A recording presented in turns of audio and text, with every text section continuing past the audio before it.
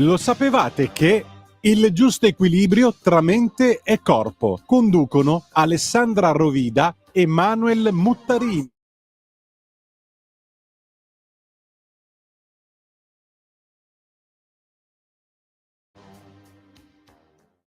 Bentrovati amici, proseguiamo i nostri fiori di Bach. Oggi siamo al numero 8 e parliamo della cicoria selvatica, nome universale il sicori. Le parole chiave di questo fiore sono la possessività, l'invadenza, la tendenza a manipolare gli altri e le carenze affettive. Diamo un attimo uno sguardo breve a quella che è la nostra pianta. Dunque, la cicoria cresce in genere ai margini delle terre coltivate e dei campi di grano. Qualche volta la potete trovare anche lungo i cili della strada. È molto facile da trovare perché è un arbusto che può arrivare fino a circa 1 metro di altezza, con delle foglie un pochino pelose. Il periodo lo potete trovare da luglio a ottobre ed è molto facile riconoscerla perché si ricopre di tanti fiorellini di colore blu intenso, che ricordano un po' i garofanini selvatici. Da secoli, con le radici della cicoria, si riesce a preparare un decotto, ottimo per disintossicare sia il fegato sia le vie biliari. Il fiore agisce allo stesso modo sulla psiche del soggetto, andando a liberarla dal veleno dei pensieri negativi. Sentite cosa diceva Bach. Bach la descriveva così: per quelli che sono molto attenti ai bisogni degli altri, hanno tendenza a prendersi eccessivamente cura di bambini, parenti e amici e trovano sempre qualcosa di sbagliato da rimettere a posto. Rettificano continuamente ciò che a loro avviso non va e sono contenti di farlo. Desiderano avere vicino coloro che amano. Ora guardiamo il profilo. Sicori è il rimedio per le persone che amano soffocando, che si danno continuamente da fare affinché gli altri agiscono in quello che ritengono essere il modo giusto. Amorevolmente Sicori si intromette nella vita altrui e critica, corregge e addirittura organizza. È sempre prodigio di consigli e anche di suggerimenti e prende a cuore i problemi di chiunque gli stia attorno. Però attenzione, guai se il suo aiuto viene respinto, perché se la prende a morte, iniziando a brontolare e a lamentarsi dell'ingratitudine altrui. Tutto questo perché il tipo Sicori, cicoria, essendo convinto di sapere esattamente quello che è meglio fare, non tollera che qualcuno non ascolti i suoi disinteressati consigli. Ha bisogno di Sicori, un padre autoritario, che non sopporta il figlio che non segua la sua stessa carriera. Un altro esempio, la madre che regala una bambola alla figlia dicendole però la devi chiamare con il nome che magari impone lei, o ancora la suocera che ingaggia una lotta senza quartiere con la nuora, convinta di essere l'unica a sapere cosa va bene e cosa non va bene per il proprio figlio. Quindi è un rimedio indicato anche per i più piccoli, soprattutto per quelli che fanno sempre i capricci per essere al centro dell'attenzione. Il problema fondamentale di Sicori è la sua paura di non essere amato. Dentro di sé ha un vuoto che deve riempire con affetti, riconoscimenti e rassicurazioni. Per questo Sicori si dà tanto da fare per gli altri, per avere come contropartita quella gratitudine, quell'amore senza i quali ritiene di non poter vivere. Ed è probabile che a Sicori da bambino sia mancato il calore dell'affetto dei genitori e che allora, per ricevere qualche attenzione in più, abbia cercato di essere bravo e servizievole e di essere il migliore della classe.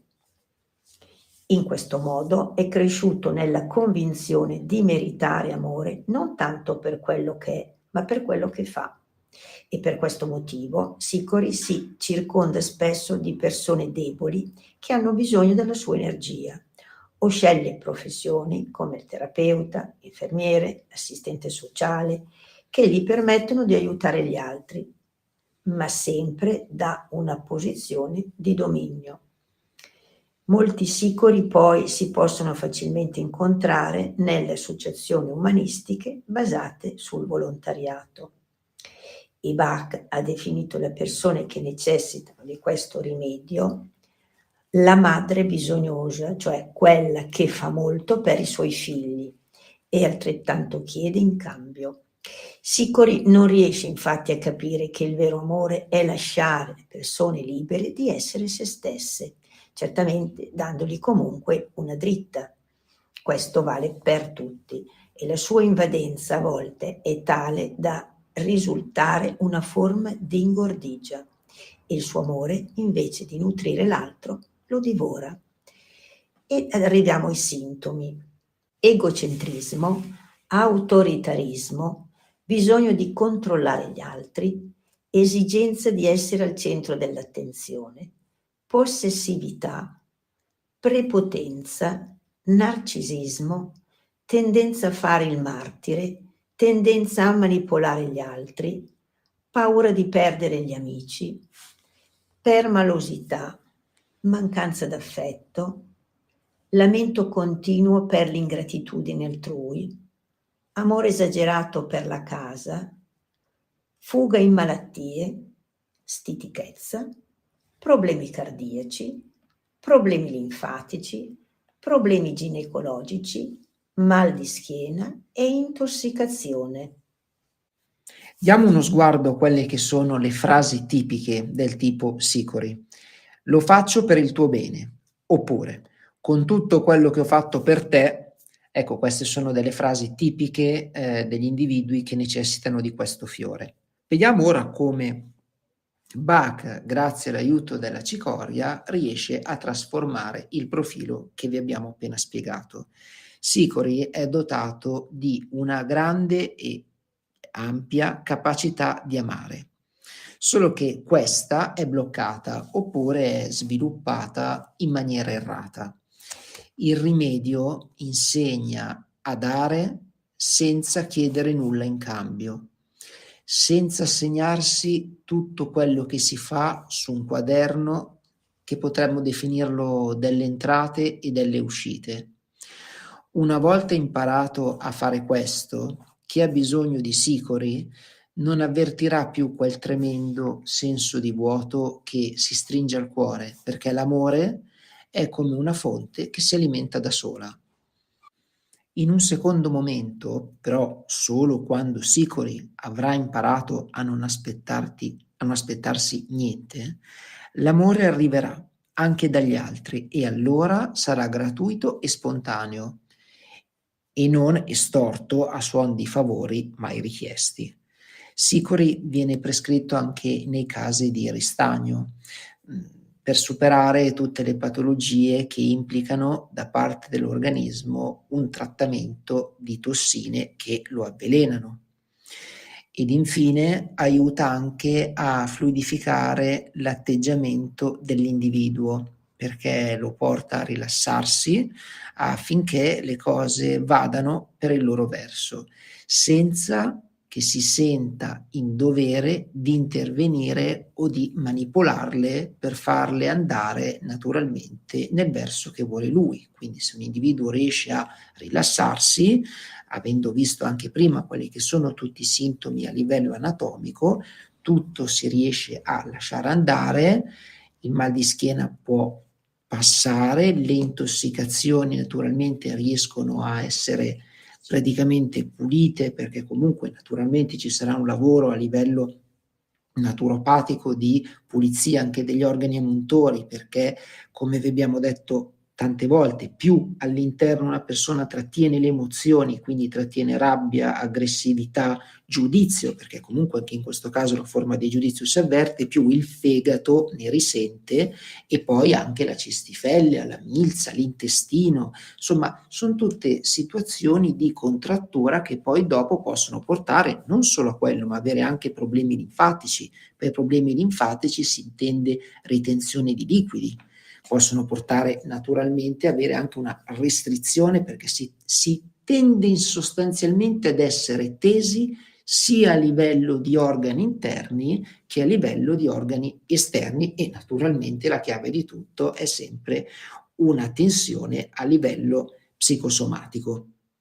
E naturalmente, non per essere ultimo per importanza, anche perché sarebbe il primo, tutto questo atteggiamento comporta avere anche dei problemi cardiaci, perché naturalmente uno potrebbe dire: come mai? Beh, presto detto, se una persona vive sempre in uno stato di tensione costante, sempre pronto a correggere gli errori altrui, naturalmente avrà una tensione molto alta, quindi soffrirà di ansia, potrà soffrire anche di ipertensione, di battito cardiaco, di tachicardia. Insomma, è naturale, se una persona è sempre pronto a vedere che non c'è una riconoscenza oppure a correggere un individuo, naturalmente non può essere rilassata. Quindi, alla domanda: cosa posso fare? Un naturopata, almeno noi, consigliamo di innanzitutto fare dei massaggi, ma massaggi drenanti. Massaggi drenanti che aiutano naturalmente a togliere quella che è la ritenzione idrica.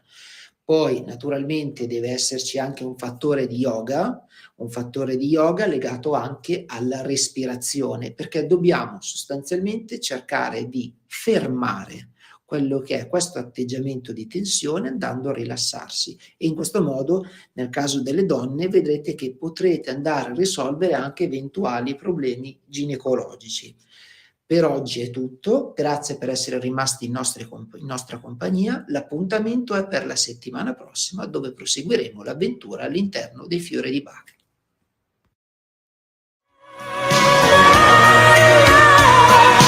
Avete ascoltato? Lo sapevate che...